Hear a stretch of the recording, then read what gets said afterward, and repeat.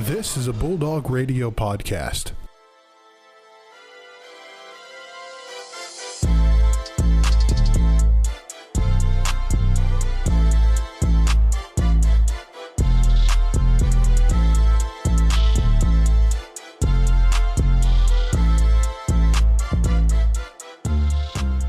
Boy, is it a great day to be an LA Rams fan or a Detroit Rams fan. Please no. That's such a. I hate the Detroit dude. I love Matt Stafford. I was rooting for the Rams, but when I saw pictures like the Detroit Rams shirts, I'm just like, all right, let's have some class, people. Let's not do that. Yeah, that was a very interesting gesture. But welcome to the most valuable sports podcast, the leading sports podcast for Ferris State University, college and pro sports and beyond. My name is Brandon Worth, alongside my co-partner, Mr. Joe Nagy. Joe, how are you doing today, buddy? I'm doing great, but I was doing great before you mentioned the Detroit Rams stuff, and I don't know how I feel about it. Yeah, you just gotta keep you on edge, you know. Keep you on the edge of your seat. We've done this a couple times, you know. Sometimes you gotta shake it up, you know. Different intro today, but hey, we're having a good time. As well as our guest is joining us, Jeffery Walker is joining us from the fire pit. Welcome, Jeff. Jeff. It's good to see you, my friend. Big Stafford guy here. Big yes, Stafford sir. guy? Big Stafford fan. Ooh, love to see we're going to have a great discussion on what happened in the Super Bowl, including what is going on with the Hall of Fame Stafford talks and so forth. But first, Ferris State Sports Report presented by Bulldog Radio. Shout out to them for helping us make this podcast possible. Moving first to the hardwood. Pair of wins last night, red out. Thanks for everybody that showed up and wore their red. We appreciate all the fan support. We know it was an odd day, right? It was Valentine's Day. You know, it's a Monday. We knew we still made fat money, though. Oh, yeah, we made some great money, and it's going towards a great cause for the Spectrum Health Cardiopulmonary Rehab Unit, as well as Women's Heart Health General, as February is the month to support that cause. But it was great. Big Monday was awesome. We got 2 wins in the books, both on women's and men's side. We can start on the women's here. The first game at 5:30 ended 88-63 was the final. And I think Coach Westendorp in his interview, I think really spoke in what I think the fans would agree with. It's about time that they got one through. It really was a little bit of what seemed like a little bit of a struggle. I mean, they got the wins against Davenport and Lake State. They didn't play the greatest in those ones. And then the last home game, of course, was the dreadful loss to GV last weekend, or 2 weekends ago. No, it was last weekend. Yeah. The weekend before last. You know what I mean. But, I mean, it was a great game as far as really did it on all cylinders. I think really was the biggest part. We started off fast. 28 points in the first quarter. That's been something that we've been monitoring a lot this season. We've had some slower starts. But, I mean, this one was really good. I think defensively we did a great job. I think the first quarter and second quarter, they started to get a little bit of second looks. I think a lot of the time, like rebounds, we were struggling a little bit. I mean, they definitely out-rebounded us at the end of the game on total, but I mean, I think it'd be fair to say in the third and the fourth quarter, I think we really locked it down defensively as far as not allowing second chance opportunities. But I think we still did a great job overall being able to adjust to that, and we were able to knock down some shots. We were 42% from the floor, 84% from the line, and not a lot of turnovers. And our defense did a great job of forcing 20 T-Wolf turnovers. That's the recipe for success right there. Yeah, that's true, especially when you only give 7. But, I mean, when you look at it, though, you got to look at, like, where we've been for some of these players on our team with scoring-wise. I mean, we had 6 girls in double digits, and then Zoe Anderson, Chloe Dillon almost had 20 with 19 apiece. Like, the scoring was definitely on point last night. Caden was a little bit slower. I think she only had like 2 points going into the fourth quarter, but then, she had 2 threes and really started lighting it up there, and she ended with 12. So she went on a really big run too. So I think when you look at that, that's a good thing. That's going to be a recipe for success going into these later games of the season. That, like, yeah, we might have some players that slow down, but we can get hot in an instant. It doesn't matter if they've been having a bad game. They got that short memory. So that's the one thing too. But I'll tell you what, refs were a little whistle happy in this one. They were definitely ready to call anything that didn't look like a foul, and you could definitely hear that from a lot of the Ferris fans that were starting to scream and yell about like whether it was a foul or not. Sometimes they were definitely wrong because like there was like 5 times where they were yelling like that's a travel or like that's like a foul, and I was like, man, she didn't even get touched. Well, some of those times like fans just like they get caught up in being a fan, then they fail to realize like, okay, Yeah, that actually was a foul. They get like tunnel vision, that or was a like they're travel. looking through rose-colored glasses or whatever. Yeah, there was I think it's fair to say a little whistle-happy officiating of both games Yeah, last both games night. were, dude. The men's game was even worse. Yeah, we'll get into that here in a second. But overall improvement, I mean, this team beat us in Midland back on, I believe it was the 24th of last month in January. They got us by 5 at their place in really a tight game. And, I mean, the biggest difference, it seemed like, was being able to take care of the ball. I mean, we only had, I believe, 7 turnovers to Northwood, and that game we played first, we had 13 against Northwood. I mean, limiting the turnovers and giving you more chance to score is a huge. And, I mean, we upped our scoring against the Timberwolves by 23 points compared to the last matchup. That was really huge, and it was really a massive game when it comes to the GLIAC standings right now, because I mean, with that victory, that should put us in a pretty good position in second. Am I right, Joe? You're the scoreboard standings guy. I think that puts us in second. I am that guy, and I gotta open up another little tab so I can open it up because here's one side note. Okay, GLIAC, your website's great. But for the schedule, can you put the recent week like at the top? Yes, 'cause I gotta scroll down please. like 15 times to get down to it. But one sec. Standings for the women's game. We are second by 4 games. Grand Valley's 14-1. We are 11-5, and then Wayne State is 10-5, right behind us. But I mean, Grand Valley right now is like 6th in the nation, I think, right now. So they're kind of rolling. Yeah, and I mean, we've been looking at it as well. Parkside has been on a huge run. They've won 7 of their last 10, and they're now, I believe, 1 game behind us. So right now in 4th as well, right behind Wayne State. But that was a huge win, I think, against a good Northwood team. They're 15-8 this season so far, so a very good quality win. And I mean, really just good to see some good basketball. A lot of great things happening. I mean, especially when you see looking at who was being able to score. Like, there wasn't necessarily one person that stood out. Like, there wasn't necessarily the 30-point game that, you always look for from your top scorers. But, I mean, like you mentioned it, Joe, like the scoring was across the board, like, solid. Everybody played their part. I mean, Adrian Anderson had 13. Zoe Anderson and Coleadoni each had 19. Caden Blanchard and Mallory McCartney 12 and 10 respectively. Mallory had 9 assists. Coleadoni had 10 rebounds, double. That's pretty sweet. Maya Hiram also had 11 off the bench. It was a great effort all the way around. And I think the biggest thing was I think Zoe Anderson was like feeling it. She took a lot of shots in this game, but I mean they were falling, especially at the beginning of the game. So. Really good to see, and I mean, especially looking now down the stretch, I mean, a lot of winnable games left to move up in the standings, especially now we got GLIAC Conference Tournament right around the corner, only a couple weeks. The time is now. Yeah. To really put your foot on the gas and really finish the season strong. I mean, every girl that played in double-digit minutes in that game had double-digit points. Yeah, so that's correct. Yeah. You love to see it. And speaking of the GLIAC, we can go through the teams that are making a late season push to get a better standing for that tournament. Thursday, the games were actually pretty much spread out through a pretty wide amount. I mean, it was like Thursday to honestly Tuesday that the games are going to be spread out. So there's going to be a preview at least today, which is going to be surprising since Tuesday. But last Thursday, Purdue Northwest fell to Wayne State 59-47. Grand Valley State played host to Northern Michigan. They won 50-42. Parkside had to travel all the way down to Saginaw, or I guess across the pond to Saginaw Valley, 74-67. And then Michigan Tech beat Davenport 71-51. That one was pretty expected. Davenport is bottom of the league. And then on to Saturday, Parkside won 64-55 against Wayne State. Grand Valley gets the sweep of the weekend against Michigan Tech, 61-45. So they're still rolling with that. Saginaw Valley beats Purdue Northwest 81-73. Northwood, before they came here, were able to get a pretty good win against Lake Superior State 89-57. And then Northern Michigan beat Davenport 54-43. So hate to see that for them. And then Northern Michigan had to play last night as well, 59-39 win over Saginaw Valley. So that one is a big one, especially with Saginaw Valley kind of making that late push. But that's the only reason that they're behind Parkside now in the standings is because that lost to Northern Michigan.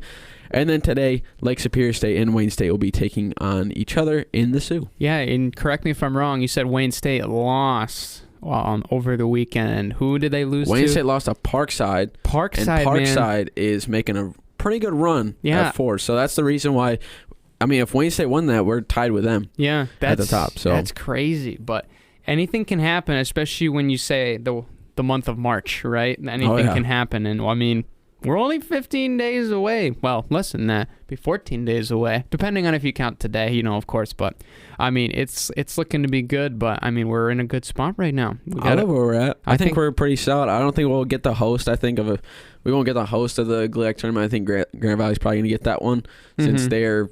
I mean, we'll get opening round, but we won't get the opening round, but we won't get like the final couple games. Yeah. So that one's going to be a good one. I think it's going to be good for a revenge tour for us for these teams that we've lost to so far. I'm not really sure who we'd really mark up against yet because anything can happen still. But I still think it's going to be a pretty good situation, especially when we only got 4 more games left in the GVSU play. But I mean, we're finishing out the season against Parkside, Tech, and Northern. So. Yeah, those are some tough games, but hey, great way to come in, right? Red hot off of a big win on Red Out night.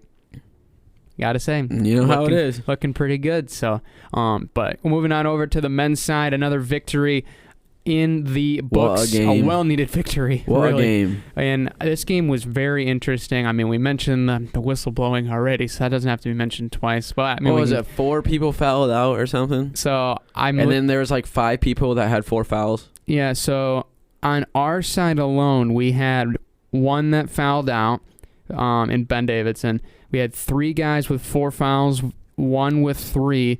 Northwood had 2 guys that fouled out, 2 guys with 4, and then 2 more with 3, I believe, or 1 just with 3. But yeah, we had double bonus, I think, both halves with at least 8 minutes left in each half, if I remember correctly. That's crazy. But, yeah. I mean, that's just... I think the second half on the broadcast that I was just... Or, because, I'm up by the computer, the broadcast coming up. Rob was saying there was, 40-some fouls in the second half. Yes. Which is ridiculous.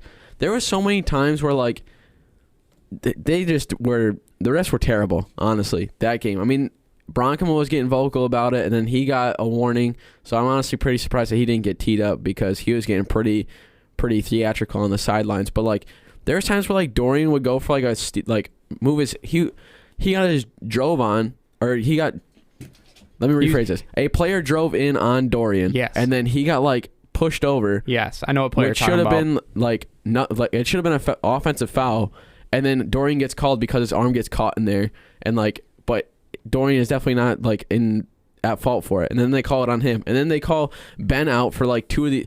Ben should have finished the game with 3 fouls, but he got hosed on 2 calls, and then Lee almost got fouled out. And there was a couple times where the Northwood players that fouled out, they should not have fouled out because there was 2 or 3 times they got hosed on some calls. Yeah, okay. Math majors, I need your help. 11, 11, 11, and 14. 47? There was 47 fouls in that game. 47! That's ridiculous! Anyway, besides that point, 21-point dub. You can take it, right? I mean, give credit to Northwood. They're one of the better 4-win teams I've ever seen. Jack Airman is cold, dude. Jack Airman is really good. That kid can ball. Especially when all their play what was it, number 3, Ramel Arnold? Ramel Arnold's also really good. Mm-hmm. But when he fouled out and Jack kind of got the call to be the one, there was times where he'd back it down on Jimmy, give him a little stutter step, get him shaked off, and then just hit a fadeaway right in his face. And I'm like, bruh. Yeah, it's that's ridiculous. Yeah, Jack had 26 points to really rekindle the nightmares of 2 years ago that me and Joe watched that team torch our team by the courtesy of number 11. But not this time. Not Northwood, this time, baby. Not this time. Great win.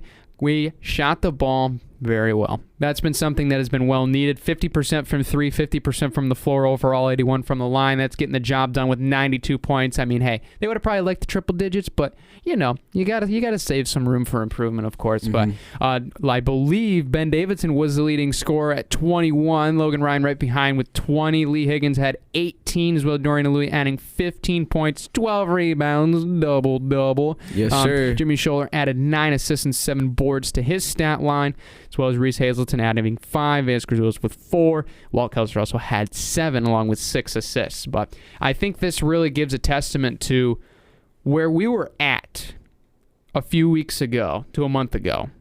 Nothing but pure fire. straight hot. Nothing really any teams could do to shut us down. I mean, Walt was scoring, 25 a game, basically. Yep, everybody was adding. Jimmy was getting a little bit more points. I mean, luckily Lee and Dorian and Logan are still kind of on that hot streak, but Ben is starting to get up a little bit more too. But, like, you would, throw anybody in, and they were just making immediate impact. But now we've kind of started to slow down a little bit. Yeah, the complementary basketball, I think, is one of the biggest pieces because, I mean, you have all of these guys that can be able to fill it each and every night, but having the ability to still out-rebound a team, being able to take care of the basketball. I mean, the distribution was awesome last night. 27 assists speaks for itself. And, I mean, you have a lot of the guys. I mean, we've talked about Walt having big games. We've talked about DA having big games.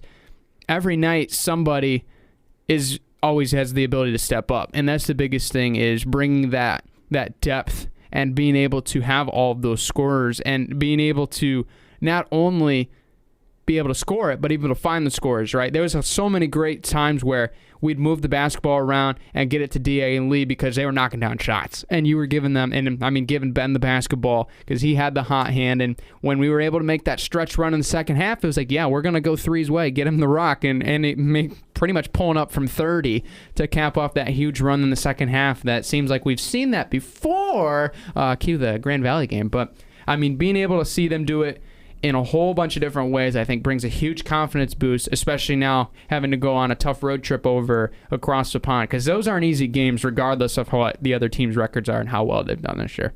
Exactly, and it just speaks with the depth of the team where, your bench is scoring points and then you got Ben coming off the bench being your leading scorer. That just shows like every single person on this team can end up getting buckets any night they get hot. And I think that shows the development of how far the bench has come since the start of the year. I mean, when you look at it, like Ben, he's scoring 20 points, now 15 points or so. But at the start of the season, he was maybe scoring 10 at most for those first couple of weeks. And then he's actually starting to now really being one of the guys who can pick up the slack when Walt's not scoring. I mean, look at it too. I mean, Reese Hazelton with 5, that's a lot more than he's been able to do. But when you look at what he's able to do with rebounding and kind of being a force down the paint when Vejas or Logan are kind of in foul trouble, he's able to step up a lot. And I mean, Ethan Erickson, he's been on a little bit of a slump, but he's still developed into a guy who's got a lot of confidence. I've seen him pull up shots that, take a lot of confidence to take when you got a guy kind of in your face, or he's able to shake some people off. So it really shows how well our bench has been able to develop into some pretty confident basketball players, because good teams can have a good starting 5 that can really produce and stuff, but the best teams are the ones that can toss a big moment to their bench players and they can step up. Yeah, that's definitely a big piece of this team, is the depth. And I mean, we got some guys that this is their last season, but I think the feel is like it's like we have so much behind that we're not really too worried about this is the year. Like, the program has been absolutely phenomenal. The culture there, the constant championship culture on and off the floor is what makes this team special, and that how everybody can contribute, right, in one way or another. Like, I mean, we talk about Walt Kelser having a big role. We talk about Jimmy Scholl having a big role. Heck, Aiden Shore has a big role, right? You need the bench guys, right? He gets everybody hyped up every game with his honey dip dunk, right? You need those types of people. You need everybody to be able to contribute in one way or another. And I mean, I think both teams, not only the men's but the women's too, has so many pieces that can be able to move, shift around, and provide a spark, especially when they need to. Because in March, like, there's going to be games where top teams come out flat. It's going to happen. What are you going to be able to do to spark that change, flip the switch, and get a move on in whatever you need to do to win that game? It is absolutely crucial. And the fact that we're seeing that right now is a very positive thing to see. But quote me if I'm wrong, Joe. I believe there was an upset this week in the GLIAC basketball side. Possibly. I'm trying to look at it. I've got to figure out. But anyways, we'll start off. Thursday, Purdue Northwest had the battle of the lower part of the bracket with Wayne State 53-56. Wayne State is able to take the win over that one.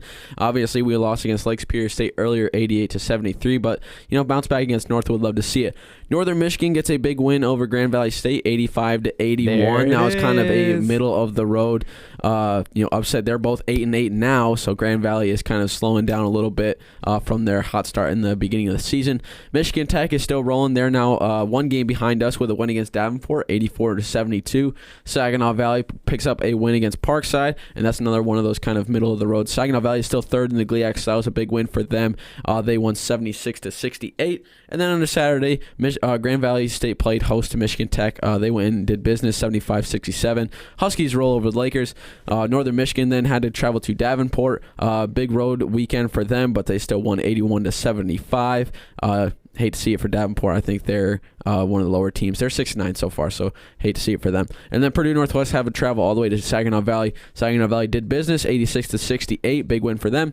And then Lake Superior State, Northwood just can't get any wins so far this season. They're still 2-11, 81-52. Lake Superior State rolls over them. And then the last game of the week, Parkside versus Wayne State. Wayne State does business, 72-67. That's a big win for Wayne State, but yeah, I was talking about the Northern beating Grand Valley. That was a big win. Grand Valley's been sliding down. They were, I believe, at one point they were two. They were tied with Michigan Tech, I think. Yeah, when it was like they've lost 6 or 7 wins, and they only had like 1 loss, but they've kind of been on a little bit of a slow turn these past couple weeks. Their last 10, 4-6, including 4 in a row. That's a tumble. That's one where you gotta think of like what's the problem here? Because you really can't be dropping these games, especially this late in the season. Yes, against where these teams are ranked. You got to really put some distance between you and Northern Michigan. You got to close the gap between or they have to try to close the gap between us and especially with Michigan Tech too,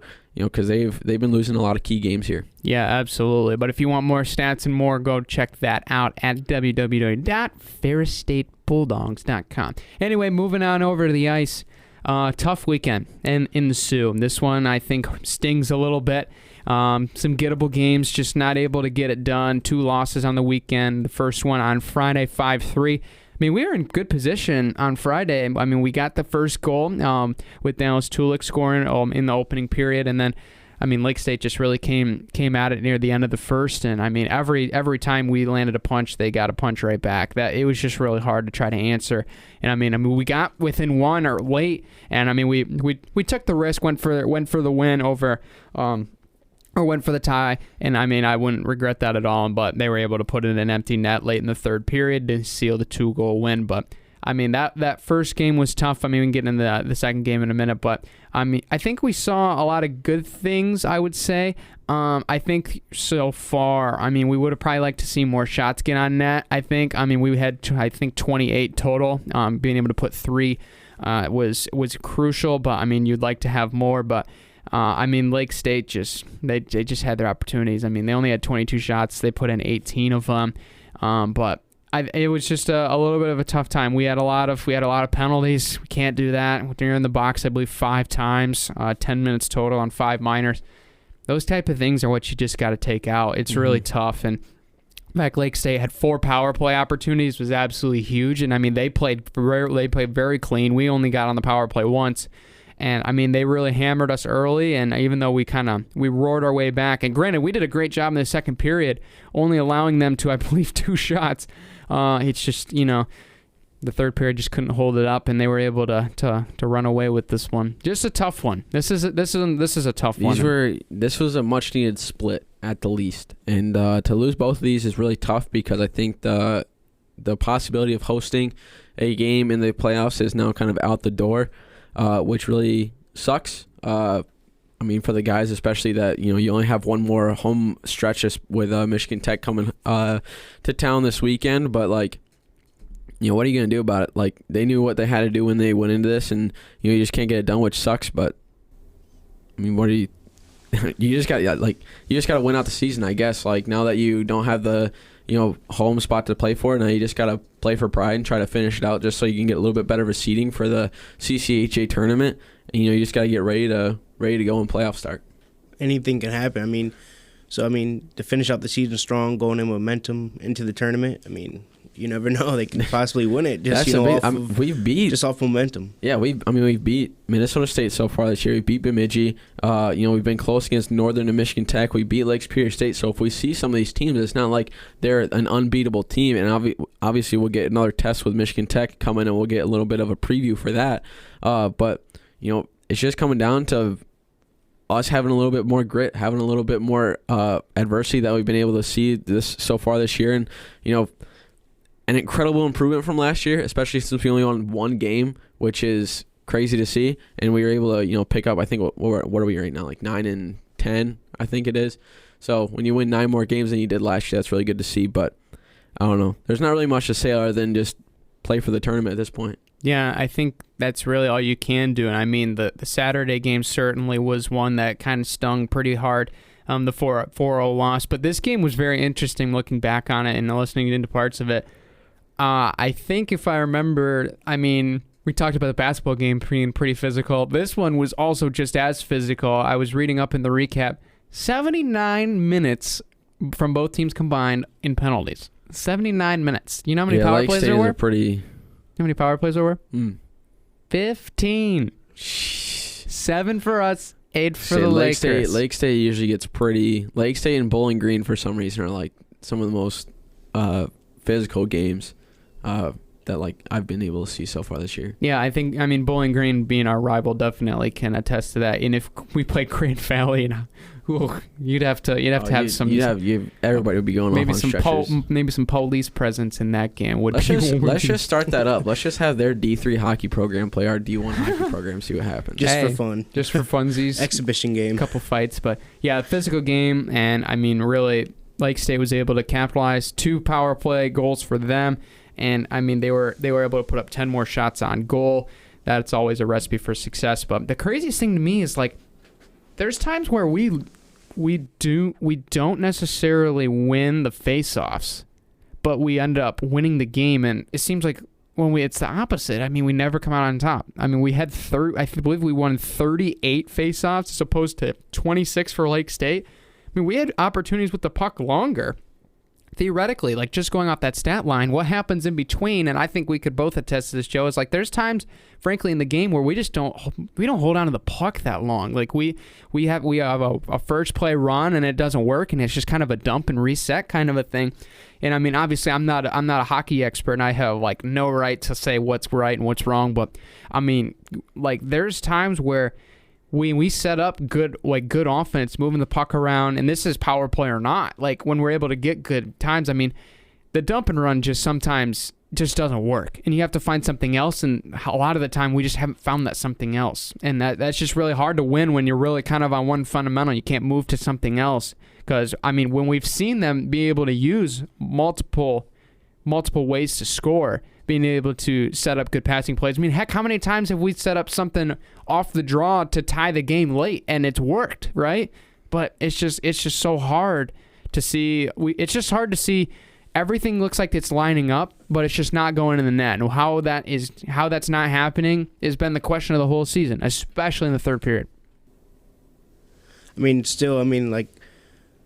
they're getting good shots at least. So eventually those shots will start falling eventually, and that's what you're kind of hoping for. And we haven't really been struggling offensively, but defensively is something that we've been really slacking a little bit. Yeah, and just to point out the obvious, the fact that we pretty much single-handedly got beat by Jake Willits, that makes me angry. Yeah, that's unfortunate. Hate to see it, but we gotta make a final push before the tournament comes up in these last 2 weekends of regular season play. But some other teams that are making some pushes to get some higher up on the CCHA standings. We'll go through the scores that happened throughout this weekend. Michigan Tech played host to Bowling Green this weekend. They won 4-0 the first time, but then something just fell off the bus a little bit. The second night, Bowling Green was able to come back 4-2, get the weekend split. That's big for Bowling Green. Not the best thing for Michigan Tech since they are third in the CCHA and trying to get a little bit climbing to pick up the slack from Bemidji State these past couple weekends. And then only 6 teams compared to the 8 were in action this past weekend. St. Thomas went all the way up to Fairbanks. They lost against the Nooks of Alaska 6-1 the first game and 7-3 the second. So you hate to see it for them, but St. Thomas, they're a new team, so you kind of expected it. So we'll see what they do in these last couple weekends. Hopefully they can get some more regular season wins, make some history. But, Minnesota State and Bemidji didn't play this weekend because they play next weekend. So yeah, they had the weird bye week. Yeah. So yeah, but a lot of good things that we want to see from this hockey team. And I mean, this year's been up and down, but no better time for the roller coaster to go up. But at the end of the year, right? There's got to be something to happen. We can break out of this, right? Every slump can come to the end, and we can play some good hockey. And hopefully, it's this weekend, y'all, and we can help them out by wearing red, coming in support for Red Out against Michigan Tech, both Friday at 7:00 and Michigan Tech at 6:00 at home. Michigan Tech is 7:07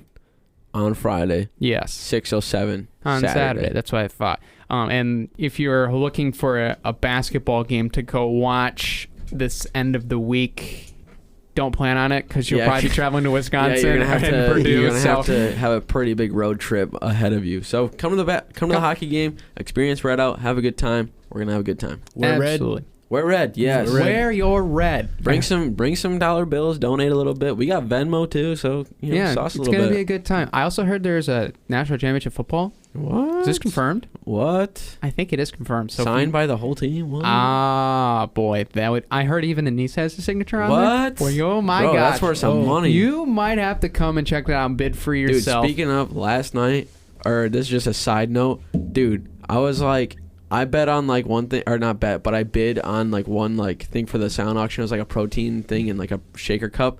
This one lady came in and just put like a fat stacks on everything. She was like, I'm gonna bid like $30 on this basketball, the next basketball. She looks like she hasn't like. She's like an old lady, but she bid it on the shaker cup and the protein. I was like, what are you going to use that for? What the heck? And then she bid on other stuff. And I'm just like, what are you doing right now? She went down the whole line. She was just, Yeah, she's like, I'm going to put everything. Support. I put like $22 down. That was pretty funny because there was at one point where I think I was bidding on the BR Nutrition gift card. I really love what they do. And the shakes, awesome, by the way. Shameless plug. But, shameless plug. I bid on it. It was a $20 gift card for like $15. And this lady, I think, put down like $30 on it. And I was like, okay, well, I guess I'm not getting that. Maybe she's helping out the cause. So, yeah. No, we loved that. Just the fact of like, you're just like, man, I could actually use this. And then somebody comes across and just bids on everything. You're like, I love it, but I hate it at the same time. It's a love-hate relationship with that sort of stuff. But definitely a fun time. We can't wait to see what you guys do to donate on Friday and Saturday because we had much higher expectations coming for this weekend, and we blew it out of the water last night in comparison to what we were projecting. So it's going to be a good time. It's going to be a good time. It's going to be exciting. But moving on over into track and field, big meet was this weekend. And how'd you run, Brandon? Let us know, Brandon. I'll get to that here in a second. I wanted to point out that they did the calculations from on the recap on the website. 1,800 athletes, 150 teams combined that were at this meet over in Friday. Yeah, that's huge. Over 2 days? For the 2 days. Jeez. That is nuts. And there actually might have been even more that piled in on Saturday as well. I think they said 1,000, but I'm sure some of them rolled over that competed in a double like some of our teammates did. But a lot of good things over the weekend. Our buddy Donis Harris placed 29th in the 5K that we talked to last week. You can check that out in the feed below. He ran a great race, and 29th he ran, I believe, in the low 15s. So, yeah, that's ridiculous how fast that is. But we're just going to disregard that. And just the fact there was that many people running that fast, yikes. Ray Lee finished third in the 67.02. He's still so close to the 7. I'm predicting it at conference. He's going to get it. Dakota Simpson 6th in the 400. Noah Griffith 10th in the mile at 4:21. Ethan Hamilton got a PR 4:30, finishing 21st as well. Jake Zamita 9th in the shot put. Kyle Driard 12th in the weight throw. PR for him. He said he threw really well at 14.41 meters. 4x4 finished 8th overall. Hannah Brock 18th in the mile, as well as Danae Feldposh right behind in 20th. Sydney Kubiak 22nd. Claudia Wilkinson, excuse me, I almost said Wilson. Thinking about Russell Wilson right now. Don't question it. Came in 25th in the hurdles and 5th in the high jump, which was a really impressive performance. Brianna Copley 5th in the shot put. Emma Stefan 10th in the weight throw. The women's 4x4 was 9th overall. and I believe that our 4x4 team was 8th, the final. But all those results, I ended up running, I believe, somewhere, I think it was like a 9:43K. Really slow. I knew that was going to be really slow. I had no expectations coming in to run a fast time. I'll be frankly honest. I just wanted to feel how it raced again, and it honestly felt really good, but it was way too easy. So it was a good return. I was glad just to get out there. Of course, I was like, yeah, throw the time out the window. I don't care. But just being able to feel how it was racing again, it's something that you walk away from and you're like, oh, crap. This is how you have to race again. It's a different feeling. But it should be good. Coming up at Saginaw, I'm looking to rip a little faster this upcoming weekend at Saginaw, which will be on Friday, the tune-up before the big dance at Allendale next weekend for the conference championships. Should be pretty fun. I'm looking forward to it because Friday meets are always better. You know, you have the Friday meets, you're able to lock it in on Friday and then have the weekend to yourself. It just has that cool feeling about it. But, yeah, I mean, it should be good. And right now, I mean, we saw a lot of good things from Big Meet that really could say we can make some noise in the conference. If everything gets shaped out right, everyone's looking to peak at the right time, and that's going to be really, really good for us coming up in the conference championship. For sure. Really looking forward to what you guys can do. Yeah, I'm really looking forward to it. But finishing out the Ferris State Sports Report, tennis was in action over the weekend. They were taking on Findlay and Tiffin in their regional, about a little travel down there. I heard it was kind of snowing down there, but I don't know. Women's tennis, unfortunately, got the short end of the stick both matches, 4-3 losses to Findlay and Tiffin. Good regional matchups, just not quite able to get the job done. But, I mean, basically it sounded like they competed really well. But, I mean, obviously, you getting the loss definitely hurts. But definitely looking at this as, I mean, you have this as you kind of have this as an exhibition. Obviously, it's a match, but, I mean, you're still getting back into it. I mean, haven't competed in a while. And just how we were able, I believe we ended up winning, if I remember correctly. The single, we really did well in the doubles. We ended up taking 2 doubles matches on the women's side against Findlay, but the singles we struggled a little bit. As of where Tiffin, it seemed like it was kind of more of the opposite, where we did better in the singles and not as well in the doubles. So just kind of one of those, you don't piece them together. And once you piece it together, I mean, that's when you get the good performances, which the men were able to do against Findlay and Tiffin. 2 wins in the book, 7-0 against Findlay and 6-1 against Tiffin. Big wins, especially for a team that's looking at going for another ring. I feel like I say the same thing every single episode. Yeah. I mean, they're trying to push it out. I mean, they obviously had the loss to Western Michigan, but I mean, they're looking pretty solid. I mean, what is it, 3 more weeks of non-conference play until we hop into Grand Valley State for the GLIAC opener, which is going to be a tough one. But, I mean, we're at the Racket Center for, a while. Yeah. 4 games, or 4 matches in a row, and then we have a little bit of a stopper against St. Leo, and then we have, the 5 weeks, trip. 5 weeks in a row here, well, we'll have the Florida trip, but then we'll have the Grand Valley and all that stuff at home. So yeah, we'll have some big games, but they're definitely looking good. I mean, just the fact of winning the singles are important, obviously, because I mean those are where all the points come from, and then being able to take the team, can be the separator. So.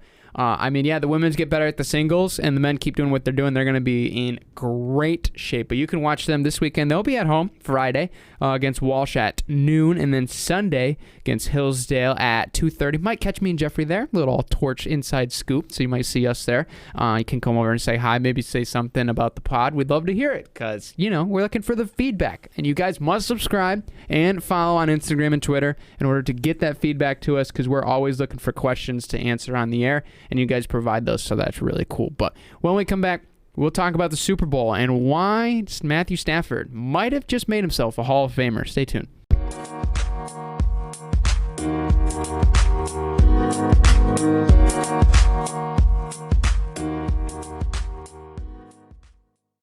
And we're back from our quick little break here. We're going to hop in now to some Super Bowl action. Arguably one of the greatest Super Bowls for Detroit fans, especially with Matt Stafford winning the Super Bowl. It was a great game, great halftime show. It was great all around. And guys, what are your thoughts on it? I mean, I'm a Matthew Stafford fan. Same. Die-hard Detroit Lions fan. And I was Detroit versus so everybody. happy when the trade went down. I said, as soon as the trade went down, I said, listen, Matthew Stafford is going to go to the Rams. They're going to win a Super Bowl. So the same thing. Now, I was wrong about a couple things. I said he'd be the Super Bowl MVP. He wasn't, but he was in the MVP candidate. So, I mean, I told people it was going to happen. Nobody believed me. And now I seen it come to fruition. And I'm reaping the benefits. I said at the start. I was trying to find the clip last night of the podcast of which episode it was that I said Rams are going to the Super Bowl. It's the one when we heard that the Matt Stafford trade went down. And I said Rams are going to the Super Bowl. They're winning. Lock it in. Bet on it, whatever. Because, I mean, that game last night, he didn't have like the greatest game, had 2 picks, but he had some great throws that, came to fruition, were able to really give the Rams some pretty comfortable leads. Really surprised that Evan McPherson didn't get a shot at the end, that the Bengals weren't able to get him anything.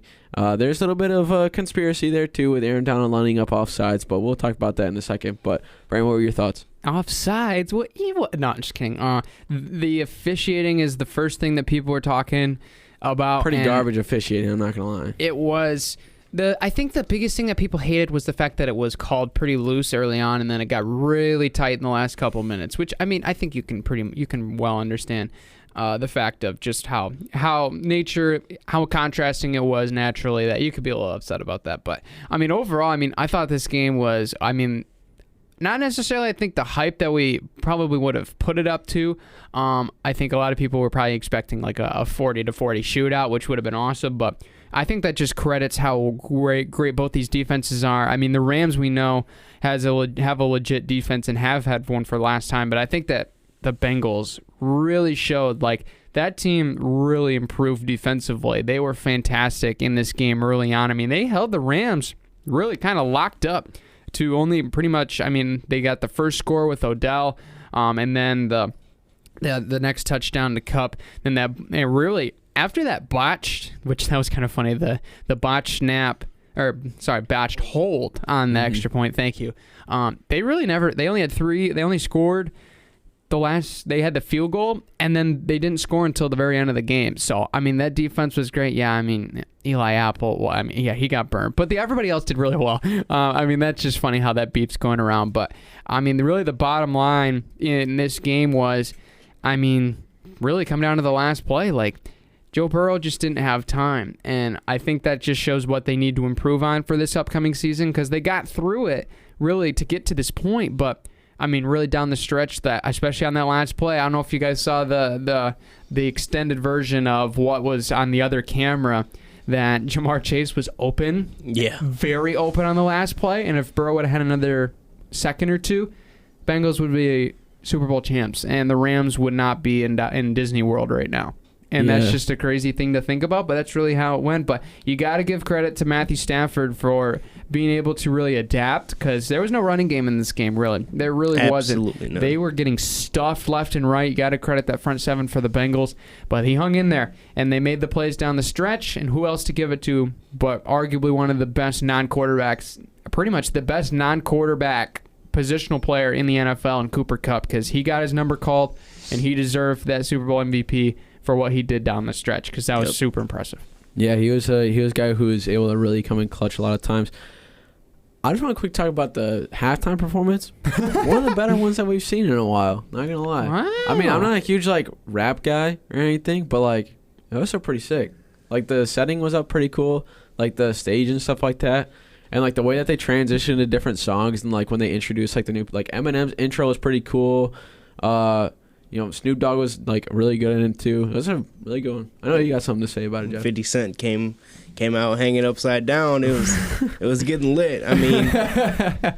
For it to be in LA and then to have those California legends come out and perform for the Super Bowl, that was amazing. And then they really did a really great job with that performance. I would say this, I don't know what the people on the other side of the stadium were looking at when they were because they were just looking at the backside of it, so they didn't get any of the dancers or anything. I feel like they were probably looking at the jumbotron, but still you kind of got hosed with that one a little bit. Yeah, just a little bit. I mean, so it was a great performance. You I mean, you did got a watch free the Super concert, Bowl like, and you there. got to watch Super Bowl, but like, yeah, that's the one thing I was just like, oh man, they're just looking at the back of the stage. They don't get to see anybody looking at them. A But little bad. Yeah, I thought it was good. I really enjoyed it. I think I wouldn't call it like some people are calling it the greatest of all time.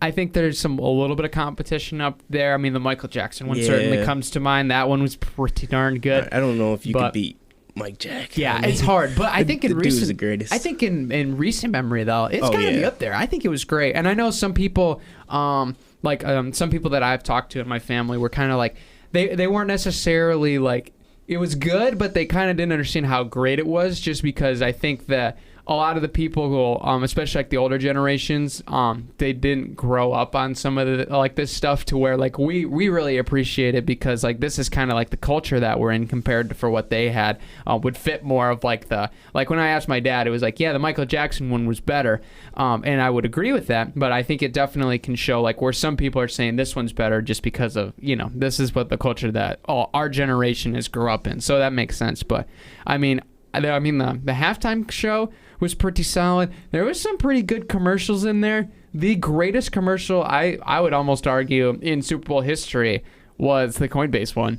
That was one of the best commercials. It had no words, or well, like what, five words at the very end. At the very end, it like said what it was, but it was just a QR code floating across the screen, and then the perfect ending to it was that it hit the corner. Yes. And it was like, all right, sick. And then it just was like chilling there. That was honestly like marketing genius right there, because it was so simple. I mean, you had to pay for the spot or anything. That was creativity, though. To make it as so like cheap or whatever. Like, that was just great. There's a lot of them that like sucked. Like there was some compared to like the last couple of years. Like they really stink. Like I feel like it's been a lot more. Like the past couple, like when I was a kid, like every single Super Bowl commercial was a banger. It was like, man, that was a sick commercial. Like that was really good. Like remember, I think it was like 2007 when they had the 3D commercial. Yeah, dude, that one was sick, and they had all these different things. But then it's like, oh hey, like we just got, we have like a Credit Karma commercial or whatever it was. There's like an insurance one or something this year. It's stupid. Yeah, the creativity, I feel like, kind of was lacked in, because I think there was some good ones, but they were just kind of ones that were so scattered. You were like, what's actually going on? Yeah, like it's just kind of like, I don't know how many times I was like, you paid multi-million-dollar contract to put this in the Super Bowl?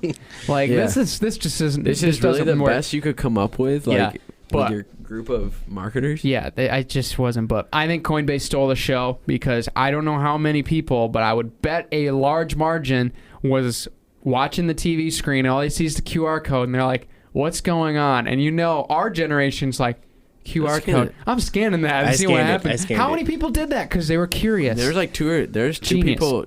Absolute genius. That were at my house that did it. Like my roommate and then some other person that was over scanned it, and they're like, it's Coinbase. Yeah.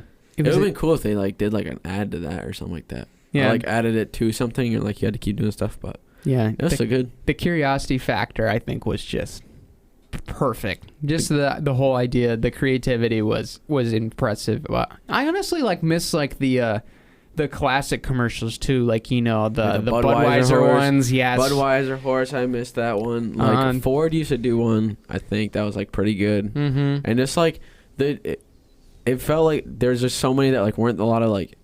It felt like they were you could tell they were commercials, like, because before you could tell like, okay, like this ad's like a little bit of a storyline and it's funny. It's like it's actually fun to watch. But these ones are just like, you can definitely tell it's just like a like, I don't know, like they're obviously commercials, all of them are, but like you could definitely tell that these ones are just like like commercials. The crypto one that was pretty good too, when they used the CGI to like kind of like bring back the younger Bron talking to himself. That one was good. That was pretty good. That was pretty good. Mm-hmm. I like that. And then Joe, you just missed the trailer, but we're not going to talk about it. Oh, yeah, the Doctor Strange. Yeah, I had to go to the bathroom, dude. Don't even worry about it. Also, had people over for, to make tacos. 5 people bailed, so I had to eat 9 tacos that night. Not the best, so that's probably why I was in the bathroom. However, so that's kind of a side note. But yeah, I just watched that trailer on YouTube. You ate 9 tacos? Not proud of it, but I did it. That's it. Okay, I did have 3 bowls of chips and or salsa, but 9 Hey, it's tacos. That's it's Super Bowl, impressive. dude. It's what happened. You ever been to Trini's in Sparta, just downing on the Thursday or what is it, Tuesday or Thursday night taco night, where like they have the all you can eat tacos? Those are the best. But that's how it is. But anyways, back to the game. Yeah, back to the game. We can kind of talk about the Bengals a little bit. Joe Burrow's going to be back. I know he's going to be back to the Super Bowl pretty soon, I'd say, because what he's been able to do in these short amount of times, especially with what he's able to do in the game, if they can get an offensive line, if they can like draft or just get a few guys in free agency that can really complement that and just try to keep the guys around them they already have, I think they can do big things. They're going to be a pretty hot market team for free agency, I believe. I mean, you look at it; it's only his second year. Yeah, it's only his second year. It's only Jamar's Jamar Chase year. First, T. Higgins second. I mean, they got a great a lot of young weapon. guys. A lot of young guys who have a lot of time on their contract still. Yeah. So I mean, why if you're a free agent offensive lineman, why not go to the Bengals? And Joe Burrow is not gonna just sit in the pocket all day. I mean, he's gonna help you out a little bit. He's pretty creative with his feet. So I mean, it's a pretty hot market destination for a lot of offensive linemen out there. And then they got to do the work in the draft as well to get him some help on the offensive line, because I think they're set with weapons. For sure. I think like when you look at what this team needs, no question they need an offensive lineman. But I think the biggest thing that I have an issue with is the people that are coming now after the Super Bowl saying, "Oh, should have picked Penei Sewell." Stop it. No, that is not what they should have did. And they wouldn't be here if they wouldn't have made it to the Super Bowl if without Jamar Chase. Like I looked into some of these, there was, I believe, 4 games at least that he had over like 90 yards and a touchdown, and those were like, a couple of them I know for sure were game winners. Like the Kansas City game, of course, where he had 266 yards. You don't beat Kansas City without Jamar Chase, really. Yeah. And I know that you got Joe Burrow never had time. He would have delivered it to somebody else. This is how I see it. I mean, obviously we saw what they did with Jamar Chase in not picking Sewell. They ended up going to the Super Bowl. If they had Sewell and not Chase, I think that they squeak in at like 9-8, 10-7, and then they get knocked out in the first couple of rounds because they just get overwhelmed. It's a little different because like if you pick an offensive lineman, he can only do so much. He's only going to stop maybe that one side. You still got the other side that they can attack. So, I mean, they did make the right decision in going with Jamar Chase. It's already someone that had connection with Joe Burrow. So, I mean, that's obviously something that Joe Burrow wanted. So, I mean, they did the right decision picking him. And then, the Lions got lucky and Penei Sewell fell to them. Yeah, for sure. Yeah, I think both teams got the perfect pick. Like, if you did a redraft, that's staying the same with those two teams. Sewell would come to Detroit, and Cincinnati would love to take Jamar Chase. And I think, like, that could be one position they would be at 31. I mean, kind of looking into the mock drafts. I mean, we'll get into that more in the month of March towards the draft. But I think you definitely see a lot of things that Cincinnati could use that would be huge. I think an offensive line would be huge. I mean, obviously you'd love to have depth. Excuse me. Is CJ Uzuma gonna re-sign? You might need to look at a tight end as necessarily. Maybe get another pass catcher. But I think there's so many things that you can look to improve on, because I think when you look on paper, you're like, well, yeah, the guy's good, but is he really that good? Like, there's not a bunch. That's the thing I loved about the Super Bowl was the Rams. Everybody knows who was playing for the Rams, right? Aaron Donald, Jalen Ramsey, Eric Weddle, wonderfully. You get the gist. But the Bengals defense, you're like, wait, who's that guy? Oh, that guy's pretty good. What's his name? Trey Hendrickson? Oh, man, that guy can play. It was like the perfect contrast of the well-known versus the unknown. And the Bengals really, I think, proved themselves as a team that really has got all the tools. They just need that good protection and a couple more playmakers on the defensive side. And, boy, they're going to be a legit team. They showed a lot this year. Yeah, they're going to be around for a while. I mean, for me, I think the turning point in the Super Bowl was when Odell got hurt, because I feel like if Odell doesn't get hurt, that game is not as close as it was. Because, I mean, Odell was on his way to probably being the Super Bowl MVP. Yeah. I mean, him and Stafford were connecting, and he was racking it up. Good touchdown, a lot of yards. I mean, it's sad that he went down the way he did and tore his ACL. I mean, the same knee that he just did the previous year. So, I mean, Yeah, you hate to see it. I mean, that one really sucks too because like he was actually, like you said, he was probably making a case for the MVP. But I mean, that whole game too was just crazy.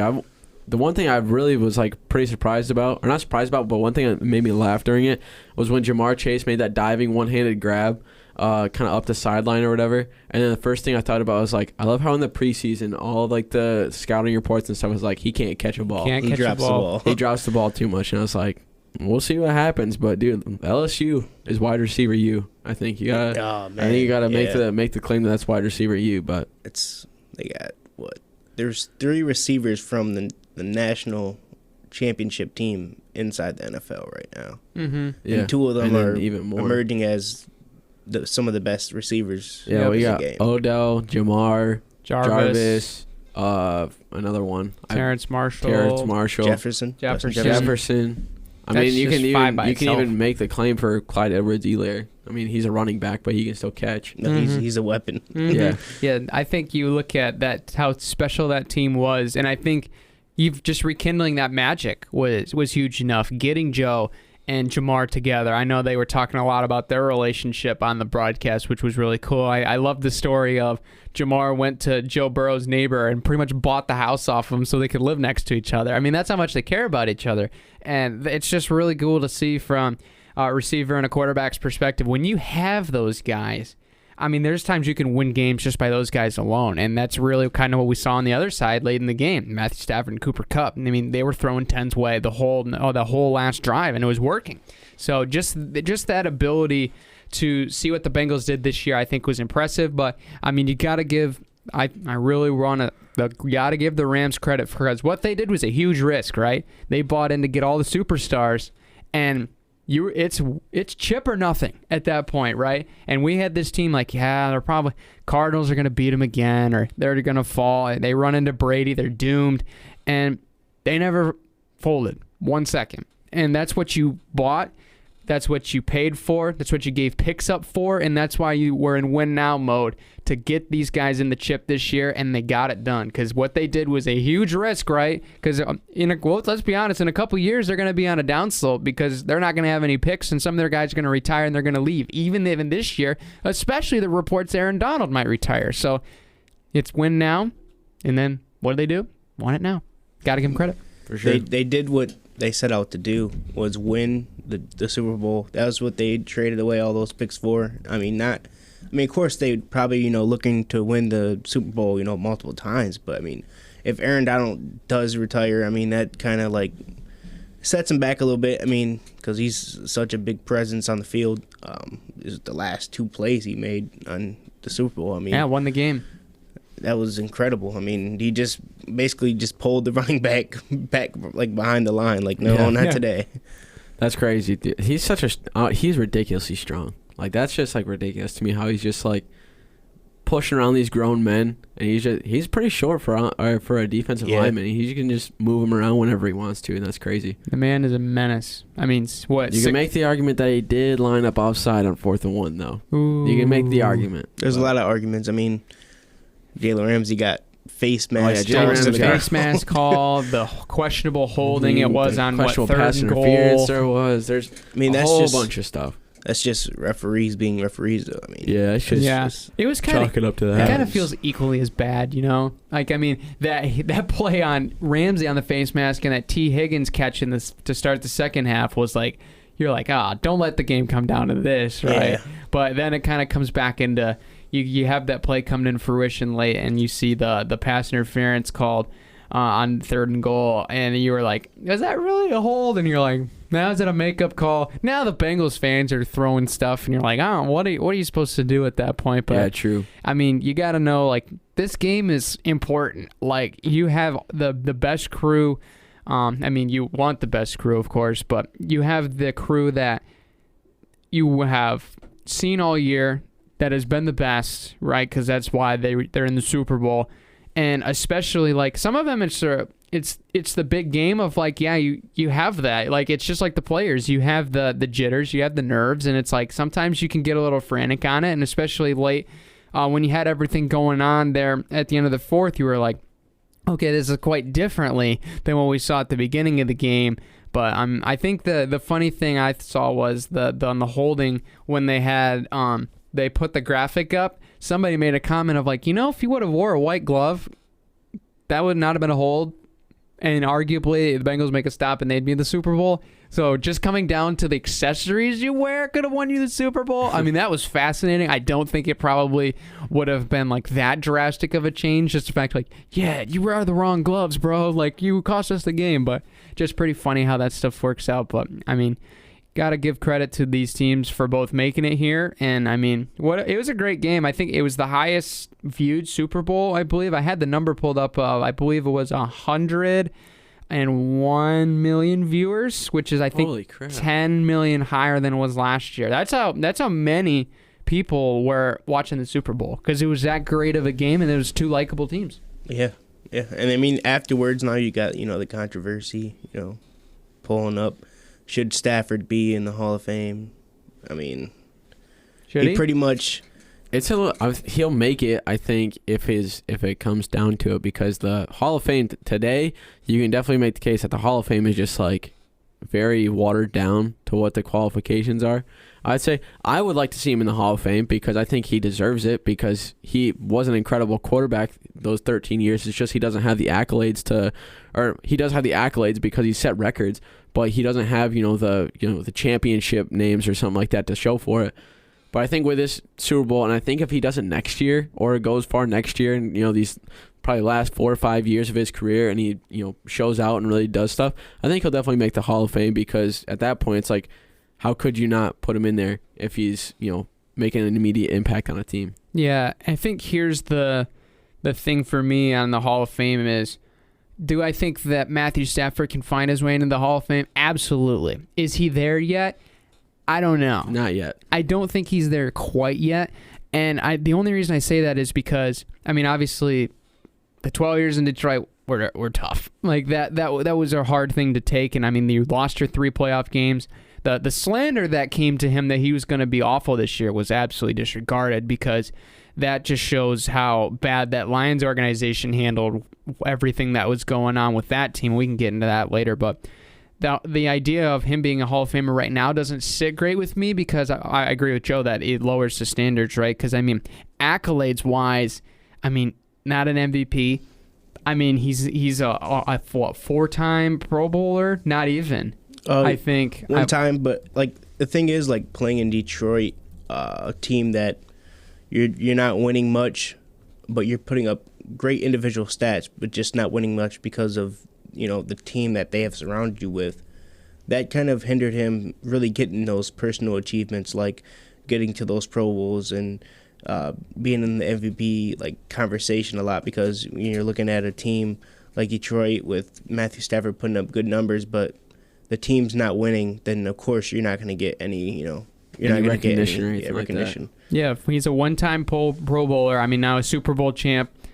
He was the comeback player of the year in 2011, but other than that, I think what I had was he had 4 Pro Bowl considerations, I think, in his career, where he was in the finalists. But I mean, you look at those accolades and you're like, I mean, it's not great. But then you look at what the statistics he put up, and I think that's what I think the biggest thing, to connect with Joe's idea on how the standards are being lower because of the perception of media now is changed so drastically. Because in reality, it's Matthew, when we watched older football, you would see the numbers, you'd see the great players, and you were like, yeah, we can make the argument for, of course, Lawrence Taylor's a Hall of Famer, because you can see on paper how great he was for the Giants, in that he was Super Bowl champion, all these things, probably one of the greatest players to ever play the game, especially on the defensive side. But you never necessarily were like, yeah, he's so good because of the team he's playing on, right? Lawrence Taylor was a menace. I mean, he's probably a bad example because it's really far out there, but it's kind of like what you'd consider if should Larry Fitzgerald be in the Hall of Fame, right? The guy's one of the greatest receivers of all time catching the football, right? He's had the least drops of anybody in an entire career by a landslide, but he's played in Arizona. He hasn't won everything. He's been a Pro Bowler. He's been an All-Pro selection, but he doesn't have the accolades. So the fact but the media perception of him is he's that great of a player. He deserves to be in there. And now you got, like, especially some of the older NFL fans that are like, well, he wasn't good as this guy. This guy's Super Bowl champ. He's not in the Hall of Fame. Why are we making this conversation, right? Because it's the media. It's the numbers that we put out and the circumstances that now we're applying to justify why some of these guys get into the Hall of Fame, like Matthew Stafford, that now we're creating these questions of, well, yeah, I guess considering this, we put him in there, and now it's like, oh, no. Now the standards are getting lower. Now they're getting lower. Now they're getting lower, right? Because some people are even saying, like, oh, Odell should be in the Hall of Fame. And you're like, whoa. What? Now, see how low we're getting now? Like, he's a great player, but is he that quite of a caliber? Now you're questioning how prestigious Hall of Fame really is, in my opinion. I see the argument, like Stafford, his stats, his personal stats, like his achievements of, like, the youngest quarterback to ever, the fastest quarterback to reach 30,000 yards throughout a career in 109 games. His comebacks that he did, the 25 fourth quarter comebacks. Yeah, he's incredible. Started from 2009 when he came in. Yeah, now you're looking at that, the comebacks and the stretch that happened this playoffs. You go against the Cardinals. You blow them out. Yeah, it's not a competition, easy game. Now you're going against Brady. You jump off to an early lead. They fight back. Game-winning drive. Caps it off. You move on to San Francisco. Once again, another tough game. Game-winning drive. And now Super Bowl. Another game-winning drive. And then you give your defense a chance to make the plays. Yeah. So, all those games getting decided by 3 points, that's it shows that his ability that everyone says he's not a good quarterback. He can't make the clutch plays. He can't come through in the clutch. He's not a playoff winner.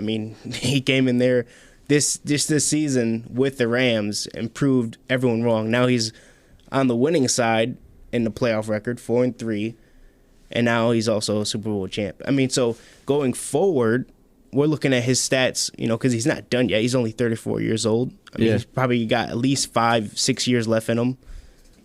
His stats are only going to continue to grow. He's going to get Pro Bowl considerations. Yeah. He's going to get a couple Pro Bowls. He's going to be in the MVP candidacy again. It just depends on, really just, like this season, he had a couple more interceptions that if he doesn't have, he's possibly fighting in that, like the top 3 of that MVP candidate. Yeah, beating out Aaron Rodgers for that. And I think the one thing is, like, now, if you look at it, I don't think he's a Hall of Famer right now. Just by looking at it, he's got to have probably another.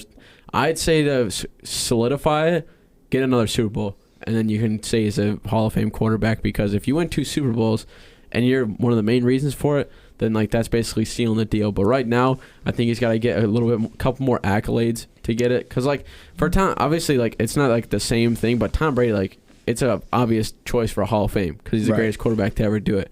Aaron Rodgers, you can make the argument that he's going to be a Hall of Fame quarterback. A great argument that he's going to be a Hall of Fame quarterback because he has the accolades for it. He's won MVP multiple times. He's won a Super Bowl before. He's been to the Pro Bowl several times already. So when you look at that, like, yeah, he has the accolades and he does it on the field. Matt Stafford can do it on the field and he does it really well. It's just he doesn't have the accolades yet, and that's the one big thing. Yeah, I feel like those are going to come within these next years because he's finally on a team that is actually recognized. Yeah, you're seen on television. People are finally praising you for like all these throws that you throw, the no look passes, your arm talent. So, like, just going forward, he's going to get those accolades. I mean, even if he, like, makes a couple more Pro Bowls, I mean, who do you put him over Phillip Rivers? Phillip Rivers has, all the Pro Bowls, but he doesn't have a Super Bowl ring. So, I mean, at the end of the day, it comes on that. And then if he does, get another Super Bowl ring, I mean, he's kind of a lock because especially if he walks away with that being the Super Bowl MVP. Yeah, there's no chance that he won't get it. But that's the thing is, is the Hall of Fame committee going to get more stringent on their rules of what it takes to get in the Hall of Fame, or are they going to get more lax? And by the recent trends, they're going to get a lot more lax. So I don't doubt that he's going to get in. I don't doubt that probably Phillip Rivers will get in just because like I said, the Hall of Fame credentials and what it takes to get in there have really gone down, in my opinion. But I don't know. Another crazy stat that to look at, you got Cooper Kupp, who had, the most receiving yards since Calvin Johnson. And you look at Calvin Johnson and say, okay, who was his quarterback? His quarterback was Matthew Stafford. Cooper Kupp, before this season, was maybe a top 10 receiver in the league. That's what they really had him at. He was good, but he was not this good. Yeah, and now you pair him up with Matthew Stafford, and now look at where it's at. The ball has gotten to him, a lot more.